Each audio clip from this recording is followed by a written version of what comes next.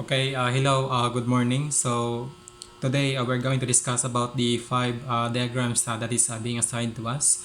So the first diagram here, actually that diagram shows that it is the stable equilibrium. So the as we can observe, the metacenter is located above the ship's center of gravity. A stable equilibrium is achieved when a vertical position of G is lower than the position of the transverse metacenter M. So when the ship heels or to an angle, say the center of buoyancy now shifts to B1. So the lateral distance or the lever between the weight and the buoyancy of the condition results in a moment that brings the ship back to its original upright position. So the moment resulting in uprighting of the ship to its original orientation is called righting moment, and the lever that causes the righting moment of the ship is it's a separation between the vertical lines passing through the G and the B. So stable equilibrium, guys, like no matter what type of forces that is being being done to the ship will always goes to the upright position. So like the ship will not sink no matter what forces we that is being being by being pushed towards the ship's hull. So that is the positive or the stable equilibrium. So the second diagram that shows here in our assignment, that will be the metacentric height. So metacentric height is a measurement of the initial static stability of the floating body. It is calculated as the distance between the center of gravity of the ship and a metacenter. A larger metacentric height implies a greater initial stability against overturning. The vertical distance between the G and the M is referred to as the metacentric height.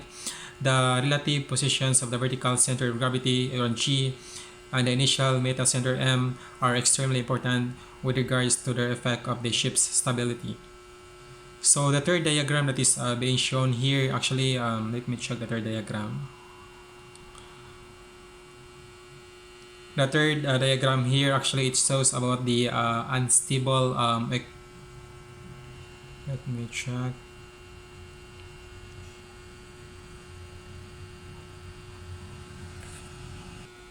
Okay, so the third diagram in our assignment, that will be the unstable equilibrium. So the unstable equilibrium is that the ship's center of gravity is located above the metacenter of the ship is inclined, and the righting arms is called right and are located, which tend to capsize the ship.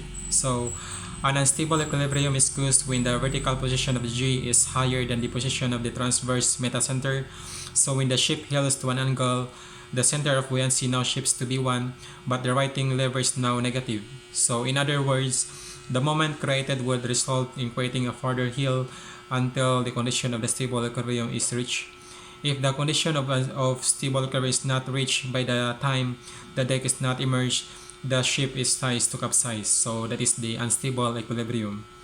And the fourth diagram here, actually, this shows about the free surface effect. So the free surface effect is that when a compartment is not completely filled with liquid or said to have a free surface that tends to remain horizontal, the ship inclines that liquid, it will flows to the lower side, and thereby increasing the inclining moment.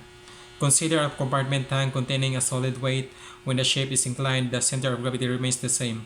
Only the center of buoyancy shifts towards the direction of the inclination, and the righting arms are formed. So basically, guys, free surface effects that when we are not completely filled our tank, so usually if there's a movement of a ship, that liquid actually it will move also. So the movement of the ship that will cause also the ship to being unstable.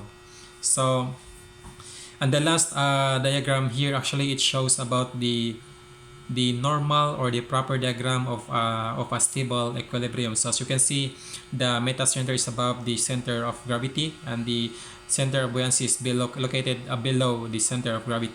So that is the perfect diagram for a stable equilibrium, or the ideal uh, the ideal uh, the ideal diagram, or the exact diagram for stable equilibrium, which the metacenter, the center of gravity, and the center of buoyancy, and the keel, they are located in one line, in one vertical line, so they are aligned to each other.